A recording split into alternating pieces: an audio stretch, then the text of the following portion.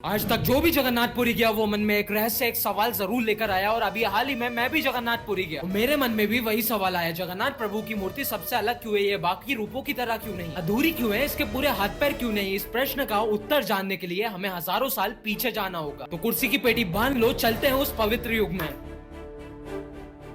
कहानी शुरू होती है उस समय से जब द्वारिका नगरी पानी में डूब गई थी और श्री कृष्ण ने पृथ्वी से विदा ली। उनका शरीर तो समुद्र की लहरों में विलीन हो गया, परंतु उनका हृदय, जिसे नीलमणि कहा गया, वो नष्ट नहीं हुआ। वो चैतन्य रूप में रह जाता है। फिर सदियों बाद उड़ीसा के राजा इंद्रदुम्न को स्वप्न में श्री कृष्ण ने दर्शन दिए और कहा, मेरा हृदय आज भी पृथ्वी पर मौजूद है, तुम उसे खोजो और मेरे लिए एक मंदिर बनवाओ, क्योंकि मैं अब एक विशेष रूप में प्रकट होना चाहता हूँ। राजा ने कई दिनों समुद्र के पास खोज की और उसे एक लकड़ी का टुकड़ा मिला जो ना तो समुद्र में डूबता था और न ही आग लगाने पर जलता था। और जब भी राजा उस लकड़ी के टुकड़े को छूता था उसे अपने मन में आभास होता था कि यही श्री कृष्ण का हृदय है। फिर अचानक से राजा के पास एक वृद्ध मूर्तिकार आया और बोला, मैं प्रभु की मूर्ति बनाऊंगा, लेकिन एक शर्त है, 21 दिनों तक कोई भी दरवाजा नहीं खोलेगा, नहीं तो मूर्ति अधूरी रह जाएगी। फिर वो मूर्तिकार कक्ष के अंदर चला जाता है और गेट लगा लेता है। अंदर से कुछ दिनों तक तो छैनी हथौड़े चलने की आवाज आती है, लेकिन कुछ दिनों बाद वो आवाज शांत हो जाती है। और जैसे जैसे दिन बीतते गए राजा को चिंता सताने लगी और एक दिन उससे रहा नहीं गया और उसने गेट खोल दिया। लेकिन जैसे ही उसने दरवाजा खोला राजा हैरान रह गया,